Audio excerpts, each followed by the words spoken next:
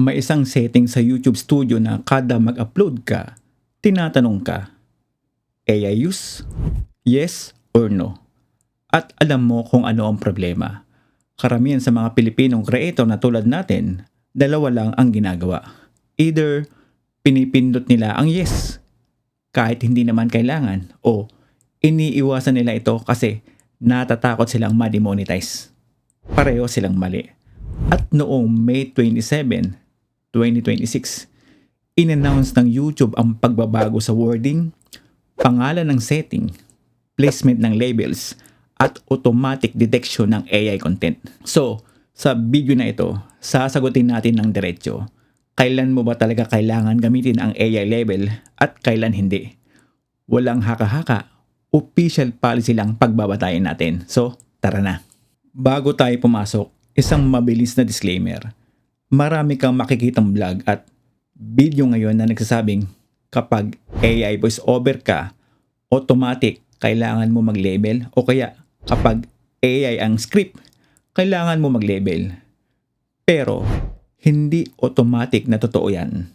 Ang AI script ay production assistance lang at ang cloning ng sarili mong boses para sa voice over o dub ay hindi kailangan i-disclose. Iba ang usapan kung ginaya mo ang boses ng isang totoong tao at pinagmukhang may sinabi siyang hindi naman niya sinabi. At delikado yung sobrang general na advice kasi yung iba dyan, pinapanik lang kayo para may mabenta.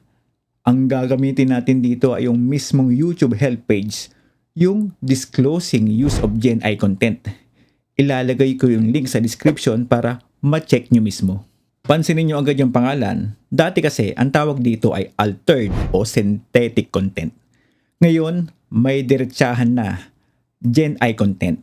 At yung setting sa studio, hindi na altered content. AI use na ang label. Kaya kung sanay ka pa sa lumang tawag, yan na yung dahilan kung bakit parang nawala na sa studio mo. Hindi nawala, pinalitan lang ang pangalan. Part 1, ang pangunahing tanong. Isang linya lang, ito ang buong patakaran. Kailangan mo mag-disclose kapag gumamit ka ng AI para gumawa o meaningfully baguhin ang content na mukha o tunog realistic. Hindi lang gumamit ka ba ng AI, ang mas mahalagang tanong, mukha o tunog realistic ba ito? Meaningfully altered ba? At pwede ba itong mapagkamalang totoong tao, lugar, recording o pangyayari? May tatlong pangunahing kategoryang binanggit ang YouTube. Una, kapag pinagmukha mong nagsabi o gumawa ng isang bagay ang isang totoong tao na hindi naman niya sinabi o ginawa. Pangalawa, kapag binago mo ang footage ng isang totoong pangyayari o totoong lugar. Pangatlo, kapag gumawa ka ng realistic na eksena na hindi naman talaga nangyari. So, heto ang gawin mo. Bago ka mag-upload, tanungin mo ang sarili mo. Kung yung nanay ko ang nakakita at nakarinig nito, mapagkamalan ba niyang totoong nangyari o totoong sinabi ito? Kung oo, mag-label ka. Kung hindi, tingnan mo kung minor edit, non-realistic content o production assistant lang ito bago piliin ang no. Part 2, ang mas mahalagang listahan, ang hindi kailangan. Ngayon, ito yung part na gusto kong pakinggan yung mabuti kasi dito nagkakabali ang maraming creator. Ito ang mga bagay na hindi nyo kailangang i-disclose base mismo sa listahan ng YouTube.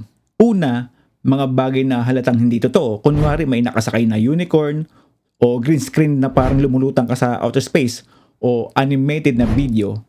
Halata namang gawa-gawa lang, hindi mo kailangang i-disclose o i-label. Pangalawa, production assistance. Ito yung malaki. Ang gamit ng AI para gumawa o pagandahin ang outline, script, thumbnail, title, or infographic. Hindi kailangang i-disclose. Ulitin ko para malinaw. AI-generated script, hindi kailangan i-label. AI-generated thumbnail, hindi kailangang i-label. AI-generated title, hindi rin.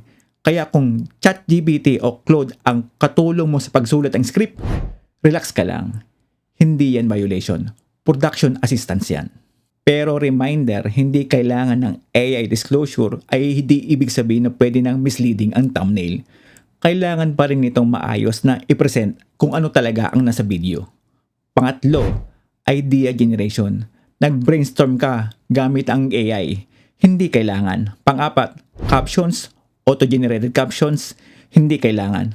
Pang-lima, minor edits, beauty filters, color grading, lighting filters, background blur, vintage effects, video sharpening, upscaling at repair, voice or audio repair, lahat yan hindi kailangan i-label. Ang basihan kasi ng YouTube, minor yon kapag aesthetic lang at hindi nito binabaluktot ang katotohanan na nangyari. Pang-anim, gameplay footage. Kung gaming channel ka, hindi kailangan. At ito yung paborito ko, cloning ng sarili mong boses para sa voiceover o dubs. Hindi kailangang i-disclose. Kaya kung may tool ka na kinokopya yung sarili mong boses para gawa ng English version, yung Tagalog na video mo o kabaliktaran, hindi yan disclosure worthy. Boses mo naman yan, sarili mo. Pero kapag boses ng ibang totoong tao ang ginaya mo at pinagmukhang nagsabi siya ng hindi niya sinabi, kailangan mo mag-disclose at maaari rin pumasok ang ibang YouTube policies. Part 3, ang mga kailangan talaga. Ngayon, punta naman tayo sa kabilang side. Ito yung mga halimbawa mismo ng YouTube kung kailan kailangan ang label. AI-generated music, oo, nasa listahan to ng kailangang i-disclose. Kaya kung AI ang gumawa ng background music mo, yan ang isa sa mga dapat mong bantayan. AI-generated footage ng totoong lugar. Halimbawa, gumawa ka ng surfer sa Maui Clip para sa travel promo mo, pero hindi naman yung tunay na kuha. Realistic na video ng laban ng dalawang totoong athlete na hindi naman nangyari. Pinagmukhang nagbigay ng payo ang isang tao, pero hindi naman niya talaga sinabi yon. Realistic na nagpapakita ng bagyo o kalamidad na napunta sa isang totoong lungsod, pero hindi naman talaga nangyari. Pinagmukhang tinanggihan ng mga hospital worker ang mga pasyente. Pinagmukhang nagnakaw ang isang public figure o inamin niyang nagnakaw siya, pero hindi naman talaga nangyari. Pinagmukhang inaresto o nakulong isang totoong tao. Pero tandaan, examples lang ang mga ito. Hindi ito complete list lahat ng sitwasyong kailangang i-disclose. Napansin niyo ba yung pattern? Halos lahat may kinalaman sa totoong tao, totoong lugar o totoong pangyayari. Yun ang linya. Hindi gumamit ba ng AI, kundi may nilinlang ka bang nanonood tungkol sa realidad. At mas maging maingat lalo kung election o politics, health, finance, conflicts o disasters ang topic. Dahil mas malaki ang posibleng epekto kapag kamalang tunay ang AI-generated content. Part 4. Yung parteng hindi mo kontrolado. Heto yung bahagi na hindi masyadong pinag-uusapan at dapat alam nyo. Kapag hindi ka pumili ng yes, may mga sitwasyon na si YouTube na mismo ang maglalagay ng label sa video mo. Tatlo yan. Una, kung gumamit ka ng mga Gen AI tools na mismong YouTube ang may-ari. Pangalawa, kung may valid o verified C2PA content credential ang file na nagsasabing ang buong video ay fully made with AI. Ang C2PA ay parang secure na digital record tungkol sa pinagmulan at paggawa ng file. Pero hindi lahat ng C2PA metadata ay nangangahulugang AI-generated dahil ginagamit din ito para patunayan ang content ay captured with camera. Pangatlo, kung ma-detect ng internal system ng YouTube na AI-generated o AI-altered ang content mo. Ngayon, kung nagkamali ang systems nila, sa karamihan ng mga kaso, pwede mo namang baguhin. Balik ka lang sa AI disclosure survey sa ilalim ng attributes, tapos piliin mo lang ang no. Pero ito ang importante, may tatlong sitwasyon na hindi mo na maalis ang label. Kung YouTube on AI tools ang ginamit, kung may verified C2PA metadata na nagsasabing fully AI-generated ang buong video, kung manual review ang naglagay ng label. Kaya yung nababasa nyo mga kwento na bigla na lang may label yung video ko at hindi ko matanggal, hindi ibig sabihin na random lang. Posibleng galing ito sa YouTube AI tool, verified metadata, internal detection o manual review. Part 5, ang pinakamalaking myth. Okay, ito na yung dahilan kung bakit natatakot ang karamihan. Kapag ba nag-yes ako, mababawasan ba yung views ko? Madidemonetize ba ako? Malinaw ang sagot ng YouTube. Ang pag-disclose ng AI content ay hindi naglilimita sa audience ng video mo at hindi rin nakakaapekto sa eligibility nito na kumita. Nakasulat yan mismo sa help page nila. Nasa description ko yung link. So yung disclosure, transparency signal yan sa viewer. Hindi yan parusa. Ang mas delikado ay ang kabaliktaran. Ayon sa YouTube, ang mga creator na paulit-ulit na hindi nagdi-disclose ay pwedeng lagyan ng label ng manual, tanggalan ng content o masuspend sa YouTube Partner Program. At tandaan din, kahit AI generated ang content mo, saklaw pa rin ng community guidelines.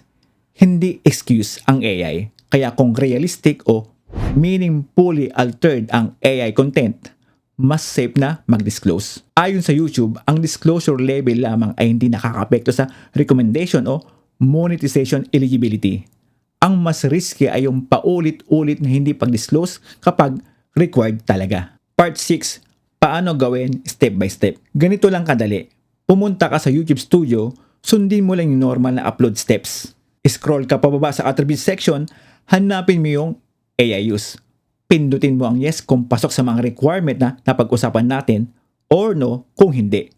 Tuloy ka lang sa ibang details at ito yung magiging resulta. Kung photorealistic at meaningfully AI generated o altered ang long form video mo, lalabas ang label directly below sa video player, bago ang description. Kung shorts naman, lalabas ang label bilang overlay mismo sa video.